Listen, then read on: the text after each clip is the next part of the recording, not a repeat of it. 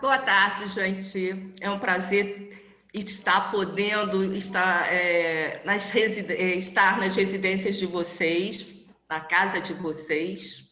Vocês abriram a casa de vocês hoje para uma tarde de um sábado letivo, o nosso primeiro sábado letivo.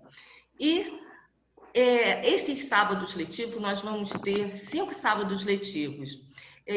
A coordenação passou a responsabilidade para alguns professores. O primeiro responsável pelo sábado letivo é o professor Rodrigo Moura. No sábado que vem vai ser o professor Bruno Brandão, né, Bruno? No terceiro sábado vai ser o professor Luiz Felipe, que é novo na casa. Alguns já já estão tendo aula com o professor Luiz Felipe. Depois, o quarto sábado letivo será o professor Luther. Eu não sei se ele disse que estava fazendo umas parcerias com pessoas para trazer. E o último sábado letivo vai ser a professora Márcia Sena.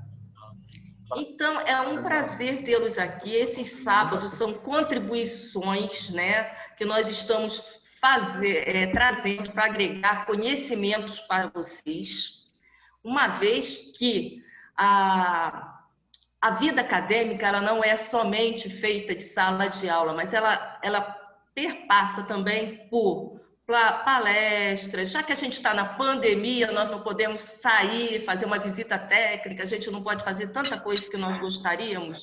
Nós estamos fazendo esses sábados para agregar conhecimentos com assuntos do interesse de vocês, tá? Então, como esse primeiro sábado, eu acho, e o segundo também, a gente está no ano dos 99 anos de Paulo Freire. E a gente está trazendo uma conversa sobre as contribuições desse grande educador, né? Desse grande educador que foi para nós. E o Rodrigo, então, ele está trazendo o professor Carlos César de Oliveira, que eu gostaria de agradecer imensamente a sua participação, né? De deixar seus afazeres, seu lazer, para estar conosco nessa tarde de sábado. Muito obrigado, Carlos. E obrigado também, Rodrigo, tá? Por ter organizado esse primeiro momento para a gente, tá, Rodrigo? Você é um fofo. Eu que agradeço, Marineia. Agora eu passo para Rodrigo, porque aí ele faz as apresentações, tá, Rodrigo? Fala sobre o tema. E obrigada. Perfeito. É sempre um prazer estar com a Marineia, né, que foi minha professora, minha, da Adriana, da Selene, de várias, né?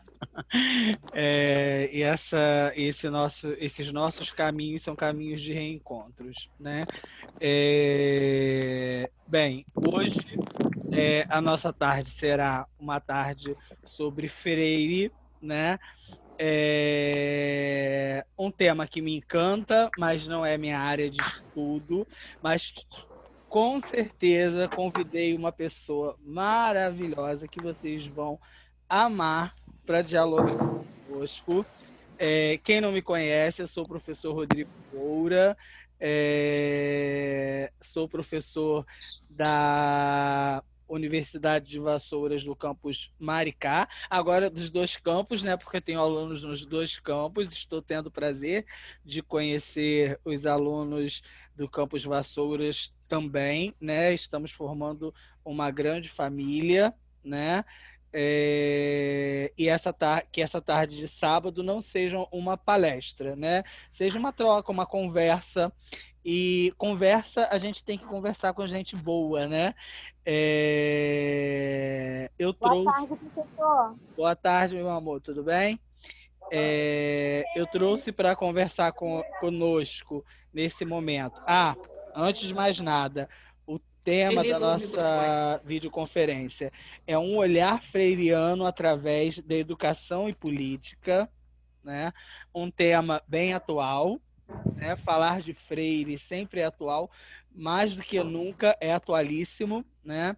Eu convidei um grande amigo meu, amigo de estudos, amigo de vida, presente que o mestrado me deu, né? Por favor. Gente, quem tiver com o microfone, desliga, por favor, que titio já é meio surdo de um ouvido, aí complica, tá bom? Pedindo para você o tema da palestra, por O favor. tema é um olhar freiriano através da educação e política, tá bom? Obrigada. Vou botar lá no chat para vocês, tá?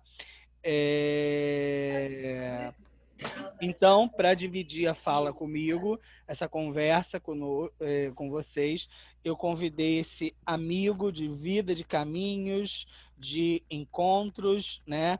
Ele que é mestre em educação pela UERJ também, doutorando em educação pela Pontifícia Universidade Católica do Estado do Rio de Janeiro, PUC, que eu tenho o maior orgulho de falar isso dele, porque acompanhei todo o processo de entrada dele na PUC e arrasou lá, porque ele entrou em primeiro lugar, e eu tenho orgulho porque ele tem uma história linda, né?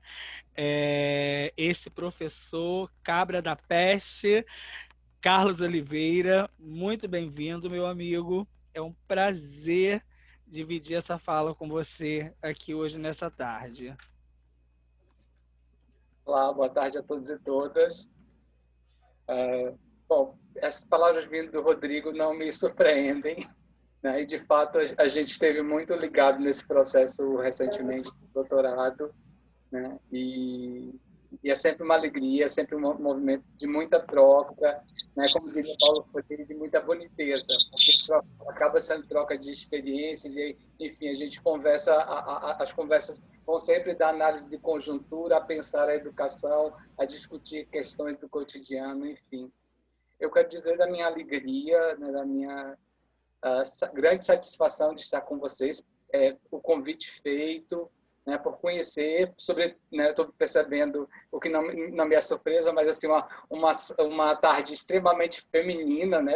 Eu já tive contabilizando aqui, passando, acho que deve ter 90% a 95% de mulheres aí, né? E quer dizer que assim é uma tarde de troca, né? Falar Paulo Freire é sempre falar de troca de experiências, de troca de saberes, né? E quero dizer que trago um pouco para partilhar, mas sei que vou sair com muito mais à medida que a gente for conversando, que a gente for dialogando a respeito do tema, né? Eu estudo Paulo Freire, eu descubro de um certo modo com mais intensidade o pensamento de Paulo Freire no mestrado.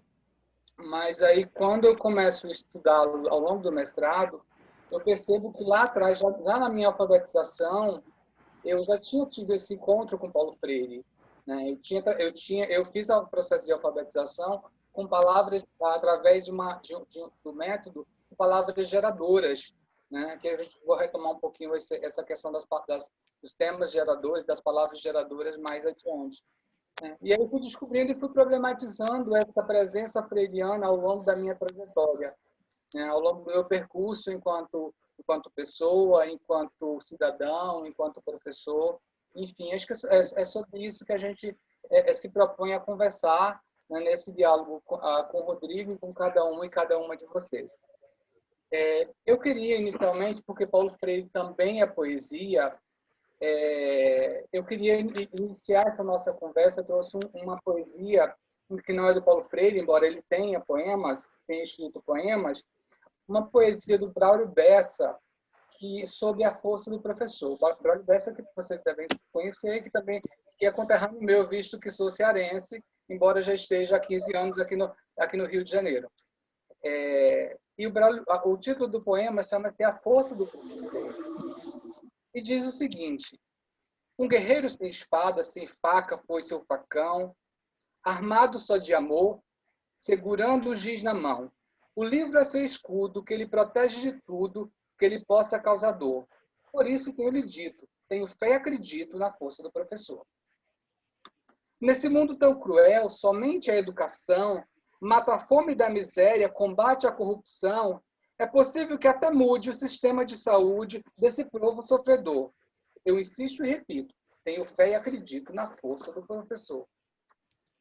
Porém, não sinta vergonha, não se sinta derrotado. Se nosso país vai mal, você não é o culpado. Nas potências mundiais, são sempre os heróis nacionais e por aqui sem valor.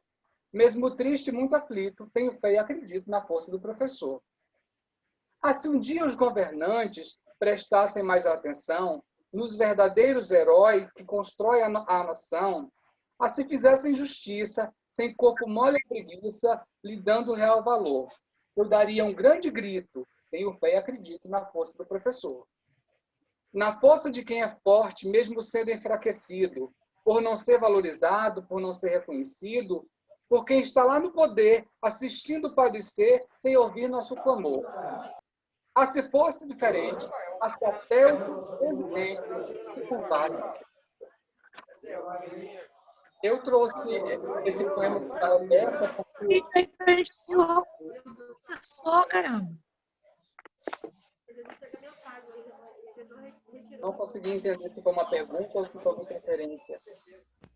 Gente, vamos porque tem áudio ligado aí. Igor, é melhor você fechar os microfones. Cadê o Rodrigo? Seria o ideal. Que a gente não está conseguindo entender.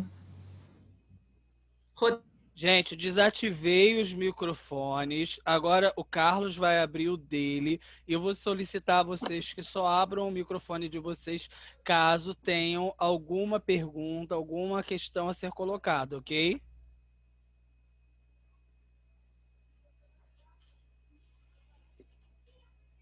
Bom,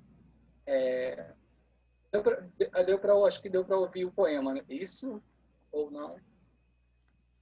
Eu escutei. Deu. Ótimo. Então, quando eu estava pensando, porque uma das coisas que Paulo Freire sempre dizia era de não repetir, que ele não gostaria que fosse repetido, mas que fosse reinventado, que o seu pensamento fosse reinventado. E eu pensei como a gente fazer uma conversa atual, uma conversa, embora a gente sempre diga que o pensamento de Paulo Freire é atual, e aí merece toda uma análise de conjuntura para a gente perceber esses elementos que trazem, que dão essa atualidade ao seu pensamento.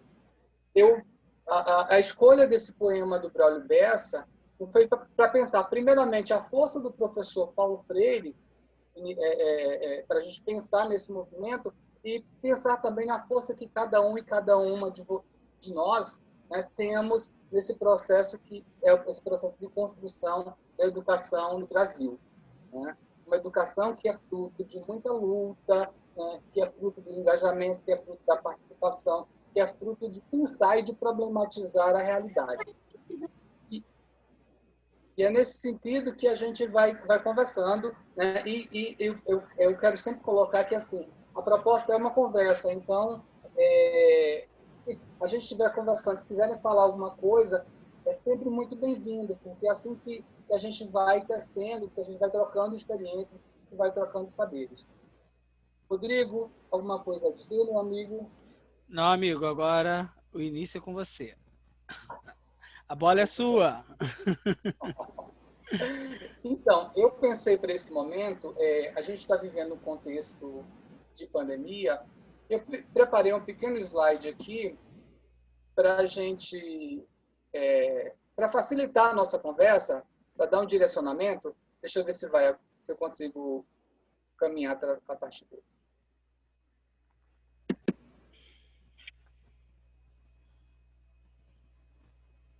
Ok? Está visível para você? Eu estou vendo. Perfeito. Então, a ideia que eu trouxe, dentro do tema que o Rodrigo colocou, foi a questão das releituras de mundo para pensar a educação. E aí eu brinquei um pouco com as palavras, né? Uma vez que minha formação inicial português, como poeta que às vezes me considero, essa questão do rememorando e problematizando a educação em diálogo com o pensamento freiriano. Quero dizer o seguinte, essa imagem aqui é uma imagem da minha que eu usei ao longo do meu mestrado. A minha dissertação, ela fala de uma ciranda em formação, compreendendo a processualidade, compreendendo a formação como um processo que se dá dentro e fora da escola, né? E aí tá com Paulo Freire no centro, né? Como eixo, como fundamento que vai trazer elementos para eu pensar essa prática, pensar a minha experiência, né, tanto na educação escolar como na educação não escolar.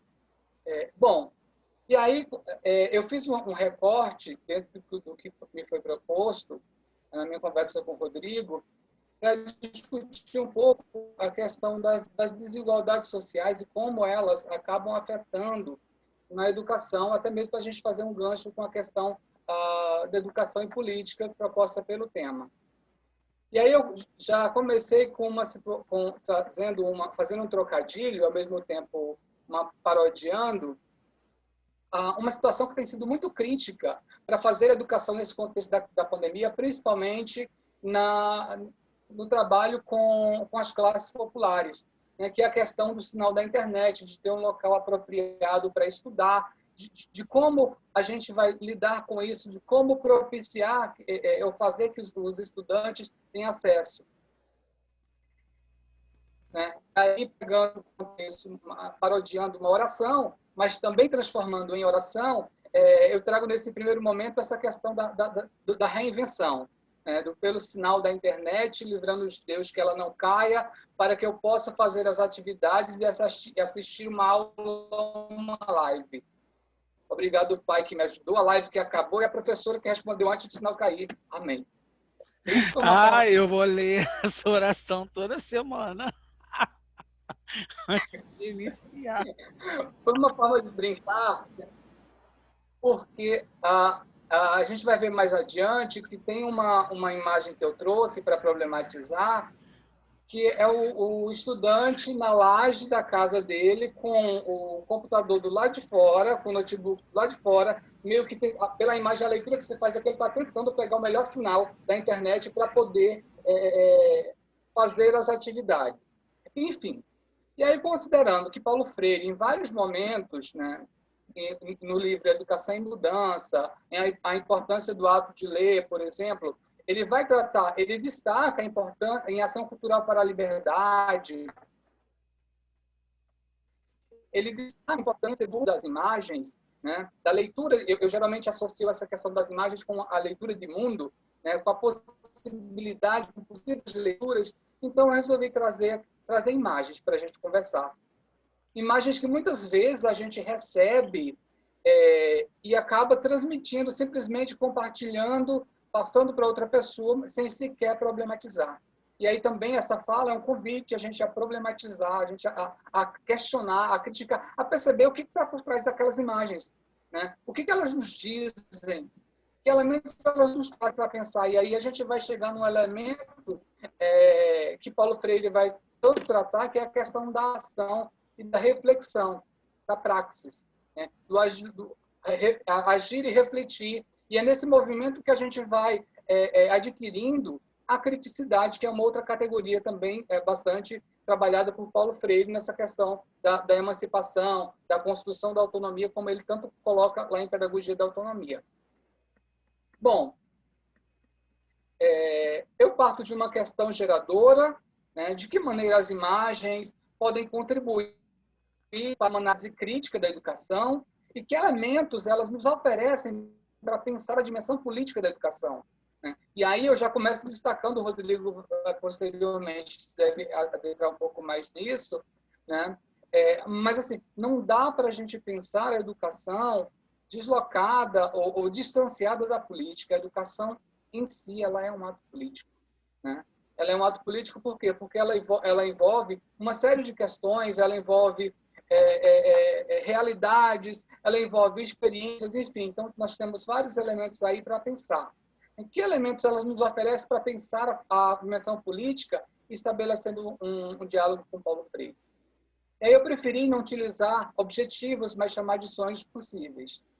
De sonhos possíveis, o Paulo Freire vai tratar disso em Pedagogia dos Sonhos Possíveis, os sonhos possíveis, as utopias, né? Os nossos anseios, enfim. E o objetivo aqui, o sonho possível, é que a gente possa dialogar sobre essa atualidade do pensamento freiriano, que a gente possa discutir política e educação e como ela atravessa a escola e a ação do professor e da professora, fazer uma análise da educação no contexto da pandemia e para além dela, até porque a gente tem visto algumas questões colocadas em relação à pandemia como se fossem questões de hoje, né? Essa questão da desigualdade social, a questão da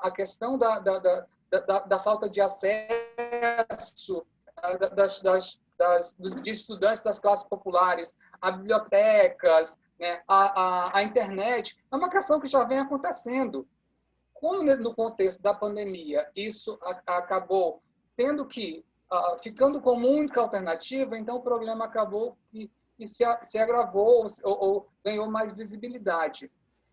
E destacar o papel da releitura de mundo, né, e da sua problematização na formação docente. E aí, quando eu falo disso, eu trago para pensar a questão da importância da gente conversar sobre as nossas experiências como docente, como a gente tem a aprender com elas. E isso, Paulo Freire já deixa muito claro isso em alguns momentos, né?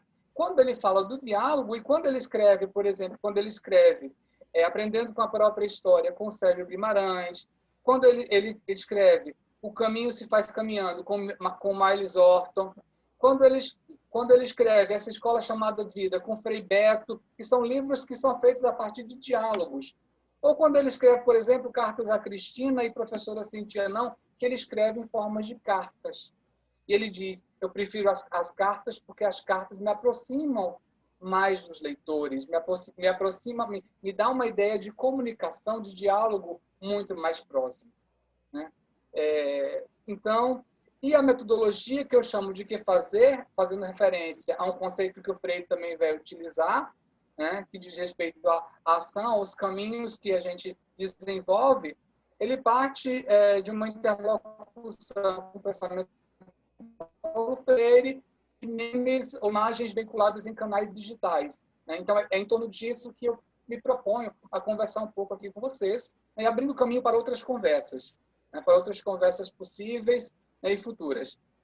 Bom, eu me propus, pensei na gente trabalhar com 5 conceitos de Paulo Freire, que são conceitos que, de uma certa forma, estão muito bem desmembrados ou esmiuçados no Dicionário Paulo Freire. Não sei se vocês conhecem. O Dicionário Paulo Freire, que é organizado pelo Danilo Streck, da Unicinos, o professor Euclides Redim e o José Jaime Witkowski, e que é um livro que, inclusive, é possível encontrar, tem cópia já digital, vocês podem encontrar na internet.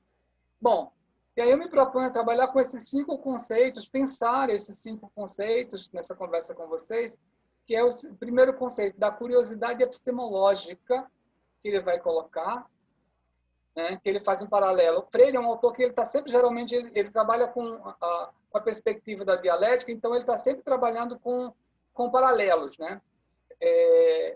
Ele fala de uma curiosidade ingênua, né? Em ação Cultural para a Liberdade, por exemplo, ele destaca isso com bastante evidência, e de uma curiosidade epistemológica.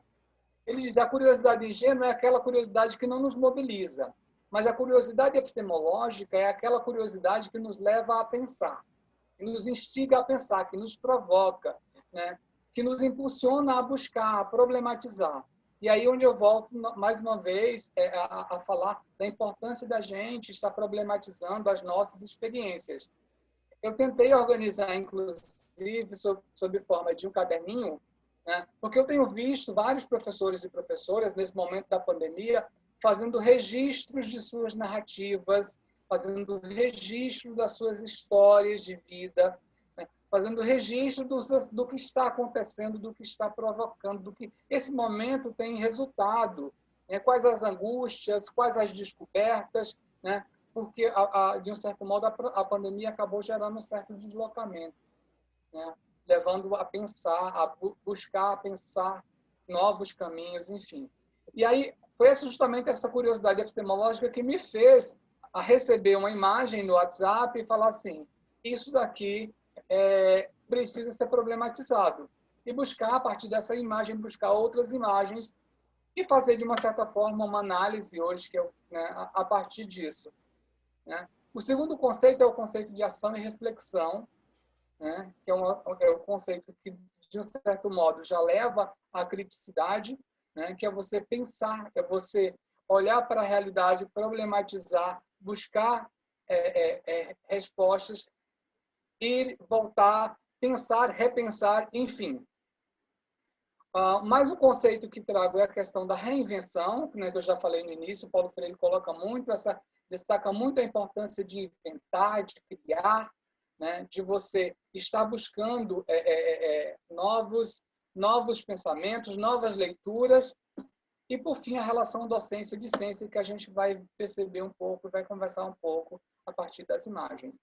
E aí, por enquanto, foi uma fala introdutória. Pelas imagens, eu gostaria que, de repente, vocês fossem se colocando no que as imagens, o que elas nos dizem, o que elas nos provocam, o que elas nos instigam. Se você já recebeu essa imagem, o que ela te trouxe no momento que você a recebeu, né? A primeira imagem é essa.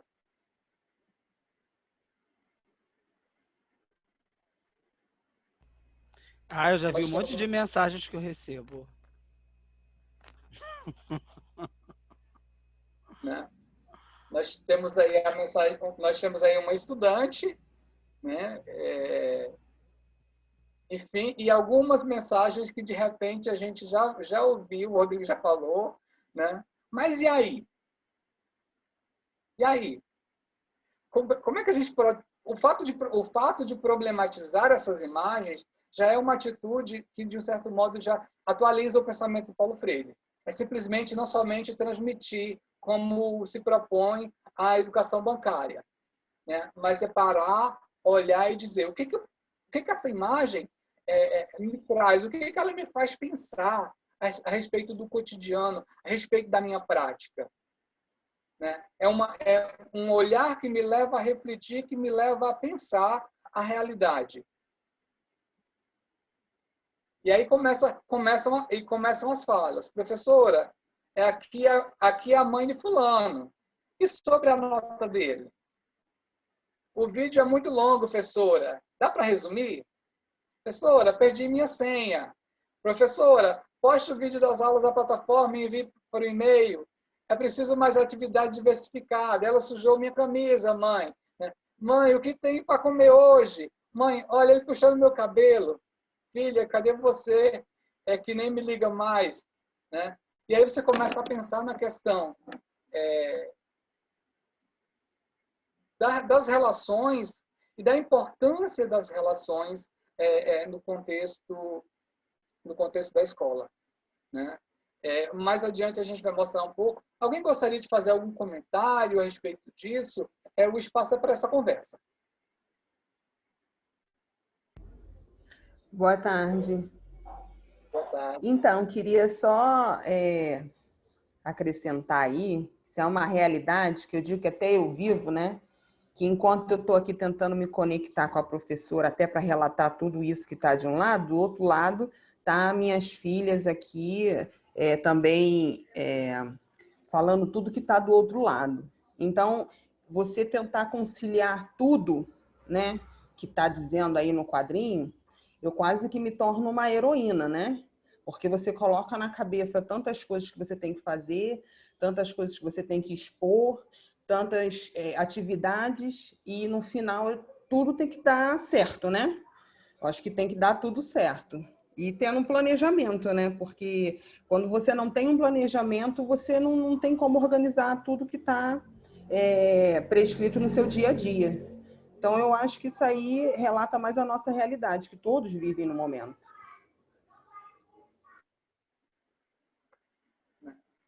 E por que a gente vive essa realidade? Quais os desafios que elas nos impõem? Porque a gente precisa se reinventar. Você falou de planejamento. E o planejamento acaba sendo uma forma, né, de solucionar, né, ou de tentar solucionar. Mas será que apenas o planejamento seria o bastante? Né? O que você percebe é que assim, há uma dimensão muito ampla no campo das relações. E nesse contexto, no contexto em que, de um certo modo, a escola ela acaba como é que eu posso dizer? Ela acaba criando uma outra dinâmica, a educação acaba passando por uma outra dinâmica, a família, de um certo modo, a família acaba tendo que assumir um papel mais incisivo nesse processo da educação. E aí, uma das coisas que Paulo Freire coloca bastante em Pedagogia do Oprimido, né, lá onde, no capítulo no terceiro e no quarto capítulo, onde ele destaca muito bem sobre a questão do diálogo, em Educação em Mudança, ele também faz isso, ele destaca a questão da importância do diálogo na família, né? Da importância da conversa entre os pais e os filhos. Mas a minha leitura, essa conversa ela meio que vinha se perdendo, né? Em função das ferramentas digitais, em função de alguns fatores. E aí o contexto da pandemia ele acaba exigindo um pouco mais disso, exigindo um pouco mais de diálogo, exigindo um pouco mais de rever, de repensar as relações, a questão da afetividade, que é uma outra coisa que Paulo Freire vai colocar, é um conceito que ele trabalha, a questão de trabalhar a afetividade, essa dimensão da afetividade na relação família-escola, na relação professor-aluno e vice-versa. Bom, a próxima é uma imagem que também foi vinculada na internet e já aponta um pouco para a questão da desigualdade social, né, das disparidades que a gente tem. E o título da matéria era esse, no jornal, o ensino remoto, a pandemia e a educação do faz de conta. Né? Eu achei o título bem provocativo e me trouxe elementos para pensar, para atualizar também o pensamento de Paulo Freire, sobretudo em Pedagogia do Oprimido, falar da questão das disparidades que a gente tem. Né? As pessoas estavam utilizando, já vi várias pessoas utilizando a metáfora a respeito do barco, de que umas dizendo estamos no mesmo barco, outras dizendo não, nós não estamos no mesmo barco, estamos em barcos diferentes, mas a realidade é apenas para mostrar que enquanto nós temos crianças, jovens, estudantes que têm um espaço possível, a gente estava conversando outro dia, também conversando sobre Paulo Freire, e um estudante falou assim, né, ao longo do depoimento, olha, Carlos, não é somente a questão da internet, não. As pessoas têm falado muito a respeito de sinal de internet, da questão da internet, mas a gente, às vezes, não tem espaço em casa para estudar. A gente não tem espaço, por quê? Porque a infraestrutura do local não nos permite. A gente não consegue parar para estudar. Né? E aí, quando a gente vem pensar na questão da equidade, na questão do acesso, a gente começa a perceber as diferenças. O que essa imagem nos provoca? Alguém gostaria de dialogar sobre ela? Já recebeu? Professor, até porque a dinâmica, né, do estudar em casa é totalmente diferente, né?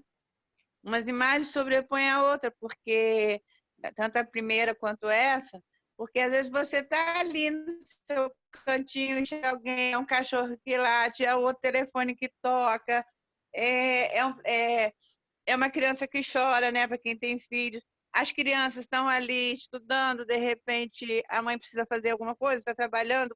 Então, é uma dinâmica diferente. Você está em sala de aula, como você falou, você está ali naquele ambiente. Quando você está estudando em casa, é um ambiente totalmente diferente e sujeito a mudanças a todo instante, independente de você ter um espaço grande ou não, né? Sempre tem os contratempos, os acontecimentos. Eu, no caso, por exemplo, sou professora, aí você está ali na sua videoaula, um vizinho bate no portão, e é complicado, né? E essa desigualdade também não é só, como você falou, não é só a parte do sinal da internet. É até mesmo da criança, dos pais, ter a disponibilidade dos pais ali para auxiliar ela naquele momento. Que muitos pais não pararam, continuaram trabalhando, a criança tem que se virar ali sozinha, ou fica com alguém, né? Os pais arrumam alguém para ficar com ela, mas essa pessoa também não tem como ajudá-la. Então, gerou assim muitas consequências, né? Que provoca essa desigualdade. E acrescentando mais uma questão... pode falar. Não, pode falar, Ana. Acrescentando mais uma questão também, é do saber estudar, né, em casa. Porque o jovem sabe mexer nas redes sociais, sabe, enfim, mexer, usar, né, da internet, mas não se sabe sentar e estudar e se concentrar e focar naquilo ali, porque está tão acostumado com a questão de ter o professor presente De estar que... numa sala de aula, né? Isso, que quando se depara com a situação do aprender de frente para uma tela, se torna maçante, por mais que tenha alguma coisa diversificada, alguma coisa diferente, né? Porque não é um costume aquilo ali. Também tem a questão de que quem está em casa, às vezes os pais também não foram alfabetizados, não têm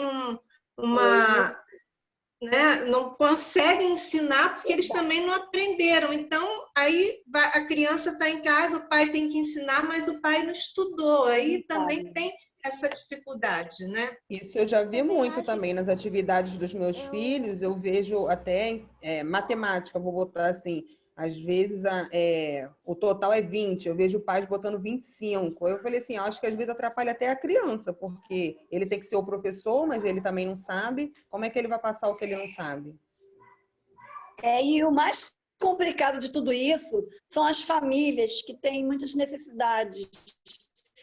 Pessoas que precisam, por exemplo, eu fui pega de surpresa, que eu sou professora, eu saí da minha escola, fui emprestada para uma outra para ser mediadora. Aí peguei uns alunos que a necessidade deles é muito grande, não tem internet, não tem acesso a um aparelho celular, aí tem que vir uma outra pessoa da família para um outro lugar, trazer aquele aparelho. Então, tem dado assim muita dificuldade, dá a impressão que o nosso trabalho não é bem feito, porque não surge resultados. Não porque a gente não queira, é porque existe todo esse problemática da internet. Eu, por exemplo, também não sei tanto mexer, estou meio desesperada, as condições. E a família também, o professor Carlos, que tem a vergonha de mostrar a sua casa. Nós estamos entrando na privacidade daquela casa.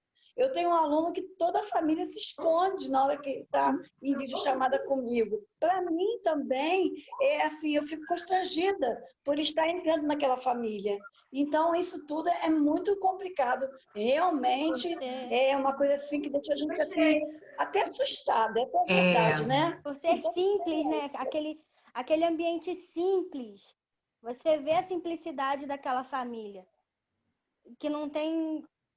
trabalha duro, mas não consegue ter condições de tentar dar o melhor para o filho. Aí você vê aquela desigualdade de um aluno tem e o outro não tem. O que você faz para ajudar aquele aluno que não tem como pegar um celular, pesquisar uma matéria para estudar?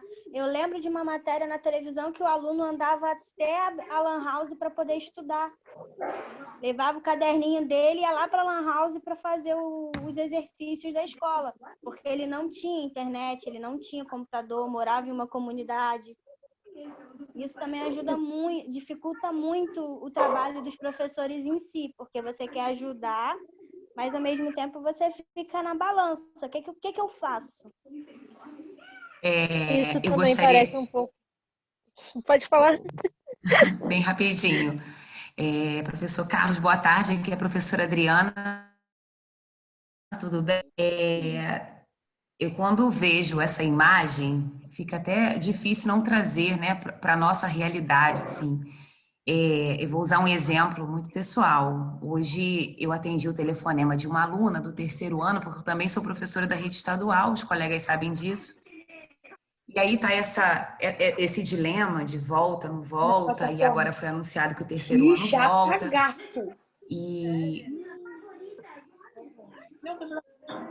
E aí, minha aluna, no telefonema, ela falou, professora, mas... E eu olhando no vídeo para ver se tinha aliança. Oi, gente, acho que você... Microfone, gente. Desligar. Olha só, eu tô admitindo as pessoas na sala e vigiando o microfone. Então fica muito chato, porque a gente já conversou sobre a questão do microfone e as pessoas estão... Tem gente com o microfone ligado e falando da novela, do esmalte que vai usar. Então vamos ficar quem está afim de escutar sobre Paulo Freire, conversar, porque senão desanda, tá bom? Eu vou mais uma vez desligar os outros os microfones. Aí eu vou parar 1 minuto de mexer ali para receber as pessoas que estão entrando.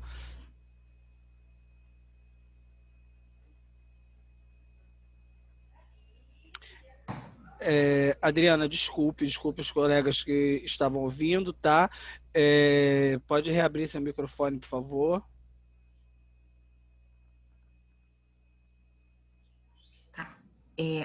Você me ouve, Rodrigo? Estou escutando. Ah, perfeito. Só vou concluir. Então, eu vejo essa imagem e aí penso, quando nós estamos juntos refletindo sobre Paulo Freire, a afetividade, e também a nossa experiência aí, tanto para professores quanto para vocês, que são alunos da universidade.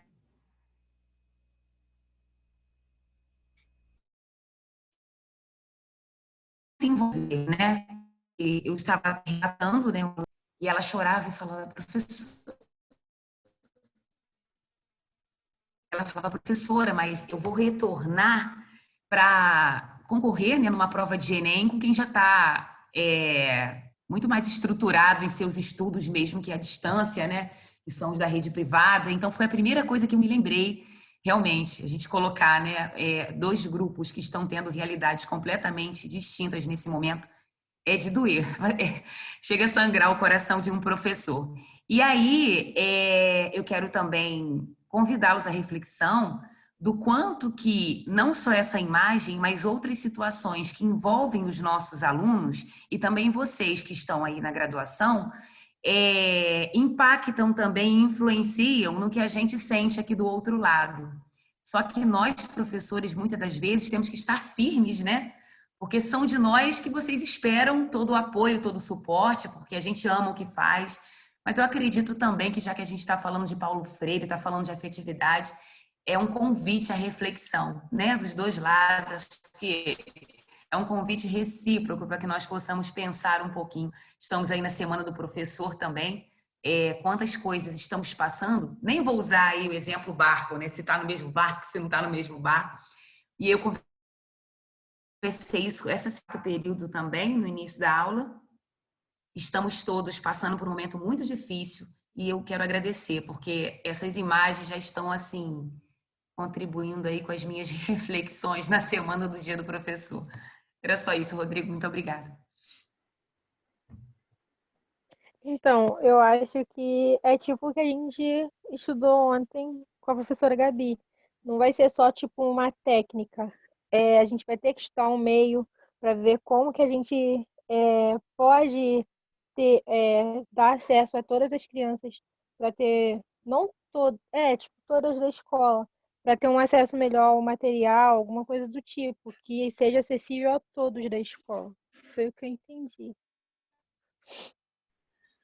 Foi isso mesmo, colega. Foi o que a professora Gabi falou ontem mesmo. É tudo uma questão de estudar a cultura daquela região, né? Também, porque, vamos supor, uma escola numa zona rural, né? E colocar esse acesso tecnológico numa zona rural é complicado mesmo.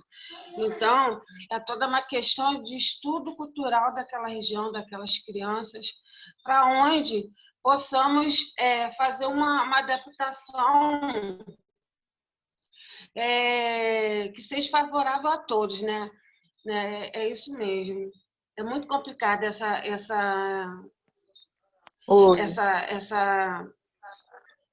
muito complicada a questão que a gente está passando mesmo. É muito complicado mesmo. Obrigada pelo espaço. Boa noite. Professor Rodrigo, posso falar um pouco? Claro, Marisa. Um minutinho. Claro. Então, Paulo Freire, eu amo de paixão. E eu fiz vários estudos, né, enquanto eu estava fazendo a graduação, com relação à educação. Eu vi escolas se desconstruindo para poder ensinar. Nós vivemos num mundo capitalista. As escolas, elas fazem parte desse sistema capitalista.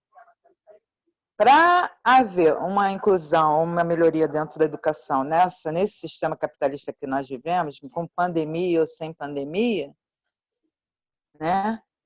O Estado não poderia intervir, as leis de diretrizes básicas tinham que mudar, de bases tinham que mudar, tinham que ser reformuladas, né? Porque Paulo Freire prega uma educação libertadora. E nós não temos educação libertadora. As crianças não vivem uma liberdade educacional. As escolas não tentam fazer isso, os professores também não. E eu também vi uma fala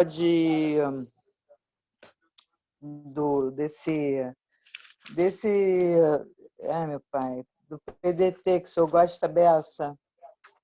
Eu esqueci o nome dele agora. Darcy Ribeiro. Ai, fala aí, professor. O senhor gosta de Darcy Ribeiro. Isso. Darcy Ribeiro. Ele fala exatamente isso. Que o processo político comanda toda a qualidade da educação brasileira. E Paulo Freire tenta ajudar, né, com a fala dele, de libertar as crianças, libertar uma educação libertadora. E nessas pesquisas que eu vi, uma escola lá no Nordeste, não sei se eu não posso nem falar porque eu não lembro, às vezes eu esqueço algumas coisas, mas que eles estavam alfabetizando as crianças fazendo biscoito de polvilho. Não sei se o senhor chegou a ver, não sei o nome da escola, fazia o biscoito no formato da letrinha para ensinar as vogais, ensinar as consoantes, e debaixo de uma árvore, porque não tem escola.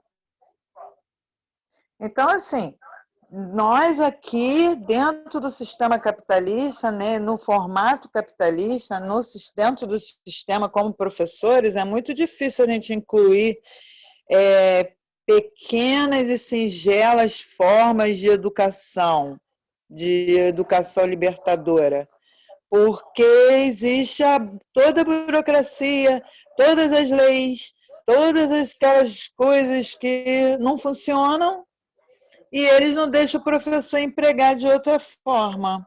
Essa é a minha visão. Eu, como professora, dei aula aqui em casa para um menino deficiente particular, e ele tem um probleminha na vista. Então, ele falou assim, poxa, tia, é tão difícil para mim estudar porque eu não enxergo. Então, eu falei para ele, então você usa bastante a outra vista que você tem para você ler e usa um lápis bem escuro para você ver a cor do que você está escrevendo. E outra coisa, o nome já diz, vencedor, vence dor. Então, você não fica esperando apenas que o professor, ou sua mãe, ou seu pai ensinem você. Porque o que nós falamos muito de educação, mas quem ensina, não é educação que a gente dá um ensino. A educação é em casa. Onde vai ser visto, se é no livro, se é no livrinho de história, se é no livro velho, se é no caderno do colega emprestado. Eu acho que é isso que Freire tenta falar, tentar fazer a criança se interessar. Se pobre ou rico, não importa, assim. Só isso, professor. Obrigado. Eu agradeço a todas as falas, assim como uma imagem pode instigar, pode provocar. Rodrigo, você me posiciona do tempo também, tá? A gente não falou muito sobre... Fica tranquilo, amigo, fica tranquilo. Foram foram várias falas provocativas, né? Eu queria só chamar a atenção para a imagem ainda, voltando um pouco para a imagem, só queria convidar vocês a ver as janelas. Como é que estão as janelas na imagem? As duas imagens têm uma janela. A do outro lado é uma prisão, a do outro lado é claríssima. Cheia de luz. Nós temos de um lado, pegando um pouco o gancho da sua fala, temos do lado uma janela fechada, né? E temos do outro lado uma janela aberta para a universidade. Eu acho que tem a ver um pouco com a fala que eu comecei a gravar nomes, né? Mas aí depois eu acabei, inclusive, me perdendo aqui nos nomes, porque foi bem instigador, eu preferi me envolver na conversa, ouvi-las, do que me prender às anotações. Mas, enfim, quando eu quero só destacar alguns pontos entre o que foi colocado. Primeiro, o fato da gente estar no sistema, da gente viver no sistema capitalista, e acho que a nossa questão, o nosso desafio é justamente estar tensionando esse sistema, está questionando, e aí onde está a questão da criticidade que Paulo Freire tanto vai colocar. Ela está justamente está questionando, está criticando, está se movimentando. Em uma das suas últimas entrevistas, antes de morrer, Paulo Freire fala das marchas, das mobilizações, de se mobilizar, de não ficar parado. Uma das coisas que Paulo Freire questiona é a questão do que ele chama de sectarismo. É a questão de ficar parado numa posição dócil, dizendo as coisas aí estão e pronto, vão mudar e vão ficar como está. O nosso movimento constante pela educação é por uma educação que provoque mudança, e mudança na vida das pessoas e na sociedade. Né? Então, assim, quando você faz um trabalho com uma pessoa, se você consegue para transformar o mundo daquela pessoa, você já está contribuindo para a transformação do mundo. Uma outra questão, para pensar um pouco mais a respeito do pensamento de Paulo Freire, é que a educação libertadora, ela não prega somente a liberdade, né? Mas o libertador em Paulo Freire está ligado à ideia de emancipação. Né? Não é ter uma educação libertadora para ter uma educação para a liberdade, mas para ter uma educação que possa nos mobilizar, nos desvencilhar do modelo que aí temos, do modelo que ricos continuam ricos, pobres continuam pobres. E não há uma tensão, e não há uma mobilização, e há um conformismo. Paulo Freire luta o tempo todo, desde a sua inserção no movimento pela educação,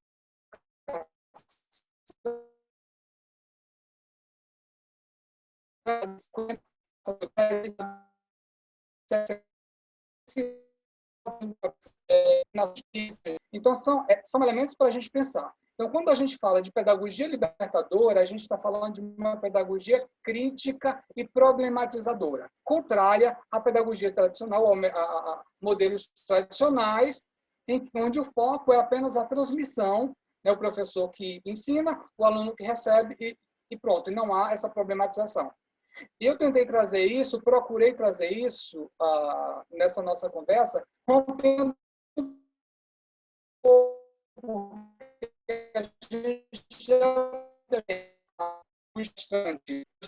os convidados falam, depois tem 20 minutos de fala né? E tentando desconstruir um pouco dessa lógica, mas trazendo mais para o lado da conversa. Eu não sei se travou aqui, não. Tá bom. Bom, a imagem seguinte é a mesma coisa. É um convite a olhar através das janelas, né? E a pensar que essas janelas elas não estão aí somente hoje, né? Elas são janelas que estão aí cotidianamente, só que a gente muitas vezes não via, não olhava para essas janelas. Os alunos do campo, os alunos da roça, né? Eles sempre passaram por dificuldade. Eu cresci na roça e sei das dificuldades que tive, né? para poder ter acesso à educação, né? Para poder chegar hoje ao doutorado. Foram vários movimentos, inclusive o movimento de deixar a própria família para poder estudar. E implica também, ele fala muito em vários momentos a respeito da questão da coragem. A luta pela educação, ela implica em coragem. Ela implica em dispor-se a sair, a se movimentar, né? A marchar, como ele mesmo diz. E aí eu faço a matéria quando tinha essa imagem, tinha a educação em tempos de pandemia. E eu coloquei uma interrogação provocativamente. É mesmo a educação? É somente a educação em tempos de pandemia? Para a gente pensar. E para a gente pensar também nos nossos desafios. E aí, nesse contexto, a postura humanizadora, afetiva ou cuidadora, entendendo o cuidado como um processo, né, do professor, acaba sendo extremamente importante. Mas aí surge uma outra pergunta, que Paulo Freire, você vai encontrar várias provocações, tanto em professora Cintia não, quanto em pedagogia da autonomia. E quem cuida do professor? Quem vai cuidar do professor? Né? E é uma questão que fica para pensar. Porque as políticas, né, o Braulio Bessa, lá no final do poema, ele diz o seguinte: